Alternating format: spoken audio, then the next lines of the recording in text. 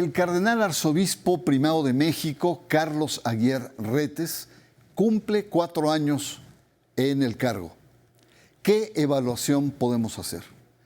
¿Cuál ha sido su perfil frente a la arquidiócesis más importante de México? ¿Cuáles han sido sus mayores logros? ¿Y cuáles son aquellos desafíos que ha enfrentado? El balance de los 4 años del arzobispo Carlos Aguiar Retes, aquí, en Sacro y Profano. El 7 de diciembre de 2017, el Papa Francisco nombró al cardenal Carlos Aguiar Retes arzobispo primado de la Arquidiócesis de la Ciudad de México. Por tanto, cumple 4 años al frente del territorio diocesano más importante del país. Carlos Aguiar Retes nació en Nayarit en 1950. Ha sido obispo de Texcoco y arzobispo en Tlalnepantla. También fue secretario y presidente de la Conferencia del Episcopado Mexicano.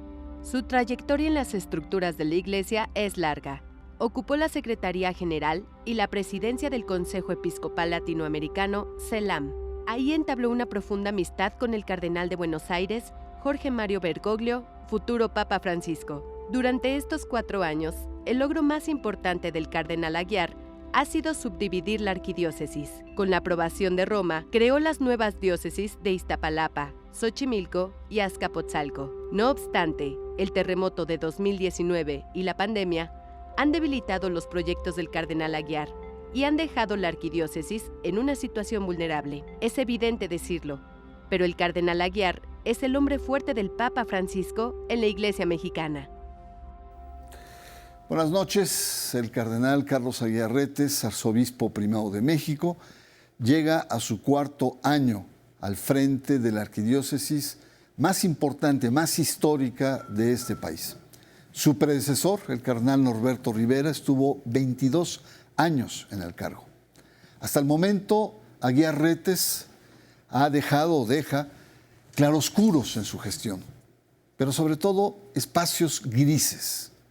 Pero dejemos que un especialista crítico del cardenal nos comparta sus reflexiones, sus análisis. Nos referimos a Guillermo Gazzanini, dirigente de los analistas católicos en México y también asesor parlamentario. Muchas gracias por tu presencia, Guillermo, un placer. Muchas gracias. De entrada, ¿qué evaluación general puedes hacer de estos 4 años del cardenal Aguiar Retes? Quiero tomar, permíteme, unas palabras que tú escribiste al momento de la elección de Carlos Aguiar en aquel 2017. Dice, te cito, veremos de qué está hecho Carlos Aguiar y cuál será la envergadura de su programa. Lo sabremos pronto. Llega el momento de saberlo. El hecho, como tú lo manifiestas, es que Carlos Aguiar ha tenido una oportunidad que se le va de las manos. Sí, es un periodo de arzobispado breve en comparación con los otros, con Norberto Rivera o con el cardenal Ernesto Corripio.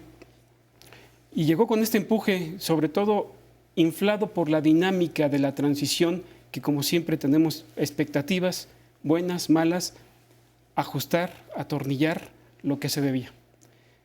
Esa fue la primera situación que llama la atención, sobre todo a un presbiterio que buscaba también la renovación de las cosas. Es natural. En toda transición debemos buscar la renovación de las cosas y qué viene adelante. Carlos Aguiar venía con esta situación de ser amigo del Papa, de tener influencia. Protegido del Papa. Protegido del Papa.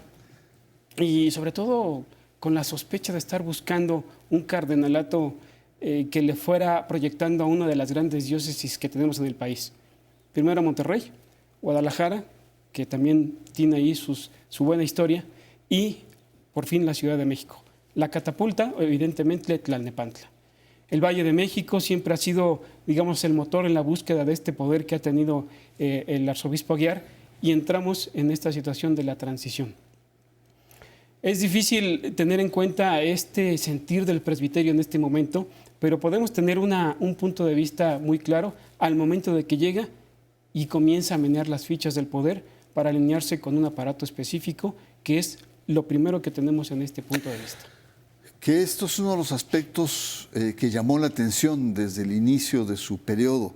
Es decir, entra con una estructura propia y empieza a romper y a fracturar lo que había anteriormente, por ejemplo, la curia o toda la parte comunicativa, que era el semanario Desde la Fe, los programas que tenía, que le habían dado mucha imagen al cardenal Norberto Rivera. Es decir, entra con equipo propio, pero no escucha. Pero no escucha. Hay un punto que quisiera destacar antes de lo que tú comentas, Bernardo. Carlos Aguiar parece ser un hombre que se sabe rodear de gente que le es cómoda, que no puede hacerle sombra.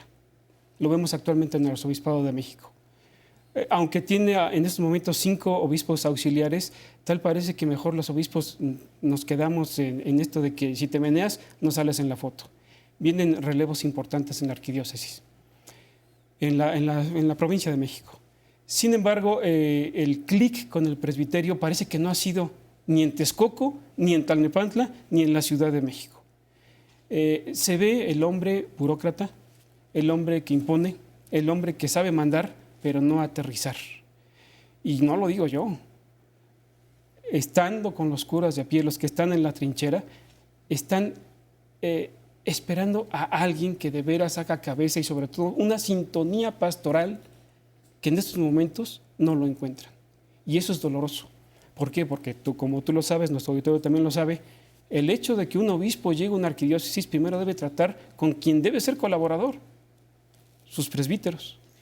Y volviendo a este tema, al llegar a la Arquidiócesis de México, lo primero que hace es imponer un equipo cuya estructura es mandar sobre el presbiterio. Eso fue una afrenta tremenda, una verdadera situación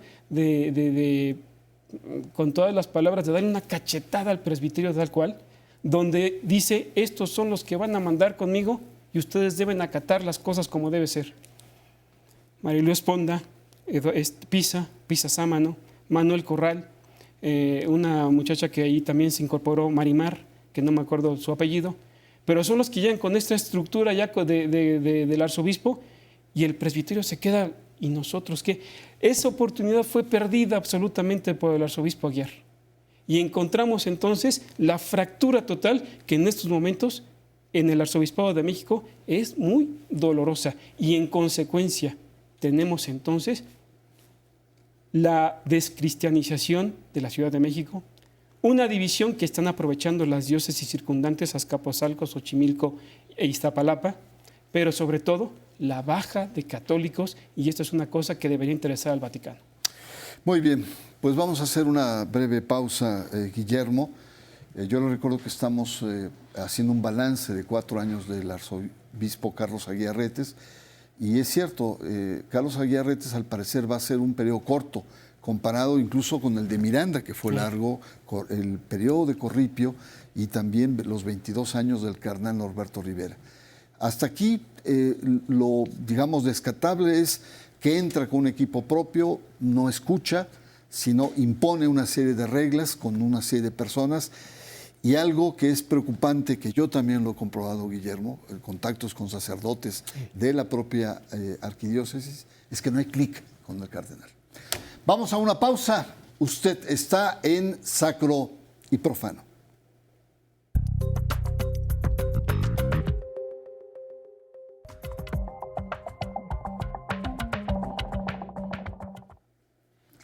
Regresamos, estamos con el balance de los 4 años del arzobispo Carlos Aguiar Retes y bueno, ahora estamos analizando junto con Guillermo el tema de que el cardenal llega con todo el apoyo del Papa Francisco, un hombre intelectual, un hombre que ha tenido una larga trayectoria en diferentes espacios de la estructura de la propia Iglesia, fue presidente de la Conferencia del Episcopado Mexicano, fue secretario de la Conferencia de los Obispos, fue secretario general del CELAM, esta, digamos, congregación a nivel latinoamericano, y presidente también, es decir, llega con blasones y sobre todo con el apoyo del Papa, pero algo ha pasado que no ha ido más allá.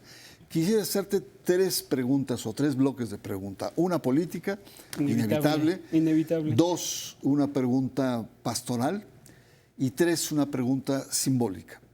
La pregunta política es, pues no se le ha visto, como a diferencia de años atrás, cuando fue presidente de la conferencia con el gobierno de Calderón, con los panistas, la gran relación que tuvo con Enrique Peña Nieto y sus vínculos en su sexenio, y pareciera ser que ahora se ha desdibujado el cardenal. ¿Qué ha pasado ahí? Creo que una clave, Bernardo, fue la elección donde resulta electo el presidente López Obrador y donde el candidato del PRI, Mid, pues era abiertamente el gallo de Carlos Aguiar. Él lo manifiesta en algún video que también promovió sobre el voto al presbiterio. No hacer caso de encuestas, no hacer caso de aquellos que estaban ya dando por cantada la elección. Pero hubo un tuit que me llamó la atención de uno de sus más íntimos cercanos y todavía un misterio del por qué lo tiene cerca de él, Manuel Corral. Ese tuit lo avienta en estos debates presidenciales y critica al presidente López Obrador, tildándolo de nulidad. Yo creo que esa clave que tenemos en uno de sus colaboradores más cercanos indica la tendencia que tenía Carlos Aguiar para favorecer al candidato en esos momentos que podía suceder al presidente Enrique Peña Nieto.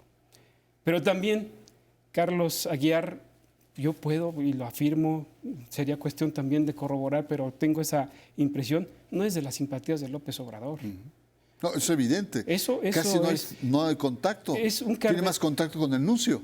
Y con el obispo Rogelio Cabrera. Así es. Se han sentado a colaborar y a tener, el presidente tiene en sus manos toda la situación pastoral y social que le ha ofrecido el arzobispo de Monterrey, pero no con Carlos Aguiar, porque Carlos Aguiar es el cardenal de la mafia del poder. Así tal cual, el capellán del PRI, el capellán de aquellos que representó en el neoliberalismo que critica el presidente de la República. Una foto con él sería valiosa para el arzobispo de México. Ya. Y no la va a tener. Sí, porque uno pensaría, por ejemplo, el caso del cardenal Norberto Rivera, que él incluso apostó por la Bastida en aquella elección del 2000, no sale, pero tiene la capacidad de reponerse. De reponerse. Y con Felipe Calderón también tuvo es decir, hubo habilidad y manejo político. Bueno, está claro. Vamos con la parte pastoral. Y la parte pastoral es muy importante también porque lo que nos plantea es esto que ya nos has dicho, que no ha embonado con el clero, que ya lo hemos visto, y quizás su mayor logro ha sido esta división de las arquidiócesis en la arquidiócesis Iztapalapa, Xochimilco y Azcapotzalco. ¿No? Pero de ahí en fuera pareciera que no hay grandes cosas. Mira, la división arquidiocesana estaba cantada desde los tiempos de Norberto Rivera, que la preserva. Ajá. En cierta manera. El problema era, por ejemplo, la Basílica de Guadalupe y el Seminario Conciliar, que es otro tema que podría dar mucho para el Seminario Conciliar, porque la baja de vocaciones en este momento en la arquidiócesis es urgentísima y muy penoso lo que está pasando en el Seminario Conciliar de México. Volviendo al tema de la arquidiócesis, este hecho, al llegar a Aguiar, lo que primero le urge es mantener la parte rica de la ciudad para hacer pastoralmente más fácil y dejar los problemas más complejos a futuros obispos. Iztapalapa es un problema. Llega en estos momentos ya el obispo Cuapio y se da cuenta de una realidad que también es protegido de Carlos Aguiar, pero tiene ya me ha gustado la forma como ha llegado Cuapio. Podríamos hablar de eso en otra ocasión. Y se separan estos problemas que tiene la arquidiócesis urgente del área norte de la ciudad con pobreza y un área industrializada como es Azcapotzalco, Xochimilco, la parte rural y las devociones populares, y sobre todo la complejidad también con los grupos políticos, e Iztapalapa, que es otra situación distinta. Esta impresión, a quienes hemos platicado sobre esta división, hace que efectivamente Carlos Aguiar se haya separado de esos problemas. No va a haber atención pastoral penitenciaria. Aguiar ha faltado su palabra en cuanto a la atención de los presos. Solamente se ha parado una vez en los reclusorios, no se ha parado en los hospitales y no ha tenido ni la capacidad de cumplir su palabra con lo que dijo de estar cercano y ser un todoterreno. No lo ha hecho. Yeah. Ahora, también hay que reconocer que le ha tocado situaciones muy dramáticas. El terremoto, que dejó una cantidad impresionante de templos destruidos, con una derrama económica importante, y luego la pandemia también, que cerraron durante meses. Sí. Y esto ha traído como dos vertientes. Una, muchos sacerdotes que han muerto, sí. Otros enfermos que no tuvieron la asistencia de vida o el apoyo o el cobijo de la arquidiócesis, y el tema de la crisis económica. Es decir, es una arquidiócesis en bancarrota, podríamos decir. Sí, las circunstancias económicas son dificilísimas. Yo he sabido de curas que no tienen para comer, que tienen unas circunstancias económicas dificilísimas en sus parroquias, y aún así la economía de Aguiar les exige las cuotas, ¿sí? Hay que reconocerlo. En estos momentos el padre Efraín Hernández, que es el ecónomo, ha tenido una sensibilidad que le ha permitido tener una cercanía a los presbíteros. Pero Bernardo, lo que tú comentas no es exclusivo de la arquidiócesis, Claro. Es en todo el país. Y han habido obispos con el talante para decir qué hacemos y cómo resolvemos esto. Aguiar se encapsuló, Aguiar se agazapó, Aguiar se fue a su búnker que tiene allá en el sur de la ciudad. Yo hasta tengo la impresión de que no tiene los suficientes como para ir con la gente para no contagiarse. O sea, el obispo Chaboya salió con la gente y a pesar de su edad estuvo en los hospitales. Ramón Castro estuvo también recorriendo su diócesis y buscaba a aquellos que necesitaban de la ayuda para poder atender a sus sacerdotes. Aguiar prácticamente es una nulidad en estos momentos de crisis, y yo como católico prefiero decir, me quedo mejor. Muy bien. Va la última pregunta más simbólica. Es decir, el cardenal abandona sus misas dominicales de catedral, que es su espacio natural, Sí. y se va a la basílica, que es su santuario, Sí. y es un santuario mariano. Y no ha tenido eco, es decir, sus homilías, sus posicionamientos no han trascendido, quizá por el lugar que no es el mejor. La gente va por la Virgen de Guadalupe, no va a escucharlo a él necesariamente. Y dos, no ha hecho ninguna carta pastoral, un comunicado formal, como en otras diócesis, en otros países o aquí mismo en México. Es decir, hasta ahí se nota esta especie como de lejanía, de se ha retraído el cardenal. Tú das un punto clave en esta historia, Bernardo. Cuando alguien llega a la casa, lo primero es presentarse. Y la presentación de un obispo es, esto quiero para ustedes, y lo doy en una carta. Se perdieron, por ejemplo, aquellas estructuras anuales de los planes pastorales que se tenían en las peregrinaciones arquidiocesanas, que se venían impulsando como una renovación constante de la actitud misionera de la arquidiócesis. Carlos Aguiar no peregrina a la arquidiócesis, de la arquidiócesis de México a Guadalupe. Nunca se le ha visto caminar con su pueblo. Los obispos auxiliares tienen que hacer malabares para hacer también este espectáculo de que vamos a peregrinar sin el cardenal. La gente no lo conoce. Hay feligreses que todavía dicen, ¿y el cardenal Norberto cómo está? No, ya el cardenal Norberto está en otra situación. No lo conocen. No hay una identificación con el pueblo. Y en esta visita pastoral que se está realizando actualmente, pues simplemente la visita pastoral tiene 3 características: foto, pose y likes. Nada más. E incluso está la falla de los obispos auxiliares de que no atienden de una manera espiritual, sino solamente es la presencia para decir, aquí estamos para la foto. Esto no es una visita pastoral, Bernardo. Esto es un espectáculo pastoral. El espectáculo de las masas a través del like para decir, estamos cumpliendo, y eso no es la realidad. ¿Cuánta gente ve esto en redes sociales? Quizá miles, pero no llega aquel sencillo, aquel que quiere, como el Papa Francisco lo dice, a los alejados y marginados. Muy bien, Guillermo, pues te agradezco mucho estos comentarios críticos. Vamos a una pausa. Yo le recuerdo que estamos analizando, haciendo un balance de estos 4 años del arzobispo Carlos Aguiar Retes. Vamos a una pausa. Usted está en Sacro y Profano.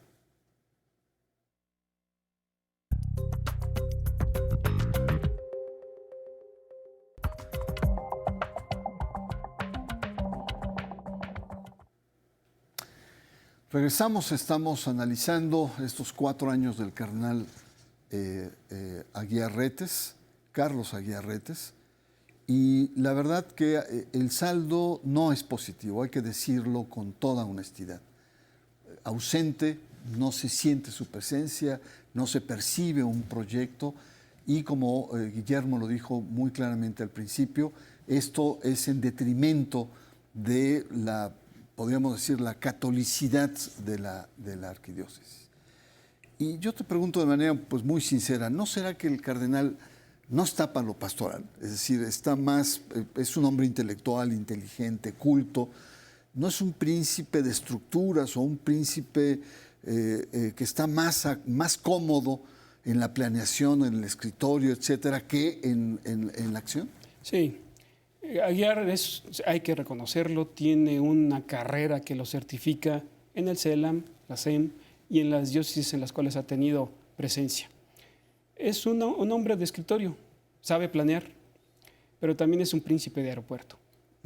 El hombre, te lo digo sinceramente, no le interesa la Arquidiócesis de México. La planeación la tiene aquí, pero llevarla con el corazón a la gente dista mucho de lo que tiene aquí para bajar acá. Yeah. Y yo creo también, Bernardo, que el hecho de que Aguiar en estos momentos tenga pues, poco tiempo y para llegar a los 75 años, merecería el voto de confianza para decir, cambie, señor arzobispo. Y es que es precisamente lo que te iba a preguntar. Tiene va a cumplir 72 años. Le quedan 3 años canónicos. Le puede alargar 1 o 2 años el Papa. Pero le queda ya muy poco tiempo, le quedan 3 años. ¿Qué tiene que hacer, en tu opinión, el cardenal Aguiar Retes para, por lo menos, dejar una huella más digna en la arquidiócesis? Es difícil decirlo. Por ejemplo, no tenemos ni un plan pastoral tenemos, que se va a dilatar hasta el 2023 para tener un plan pastoral. Pero en beneficio de la duda y para salvar esta situación, yo creo que el cardenal Aguiar debería caminar en las calles, hacer lo que sus hermanos obispos hacen en muchas circunstancias difíciles, tender la mano al migrante, abrazar al presbiterio, no hacerle consejos sumarios como ha hecho con algunos sacerdotes de la Arquidiócesis de México, donde los desplaza y los manda a lugares de lejitos para que no estorben. Necesitamos a un pastor, no a un gestor. Y si el cardenal Aguiar está buscando carrera en Roma, que lo diga sinceramente y que el Papa se lo lleve. Y si está buscando ser Papa, que en su delirio mejor trabaje en otras cosas. Pues muy bien, te agradezco muchísimo tu presencia, Bernardo. Aprecio mucho tu presencia, tus comentarios valientes, críticos, que creo que este es un espacio para esto, un espacio crítico. Y bueno, pues hay que respetar los carismas, quizá los desafíos de la arquidiócesis rebasen la personalidad del cardenal Aguiar Retes. Pero hay que ser honestos, también tuvimos un Papa, Benedicto XVI, sabio, intelectual, con una profundidad espiritual muy grande, pero la verdad no era un pastor, ¿no? No contagiaba, no conectaba incluso con la gente. Le costaba trabajo, muy alemán, así muy rígido. Pero, ¿qué debe hacer Aguiar? La verdad no sé. Yo no tengo la receta. Pero algo tiene que hacer. Algo tiene que salir de esta penosa franja de mediocridad. Le espero la próxima semana aquí en Sacro y Profano.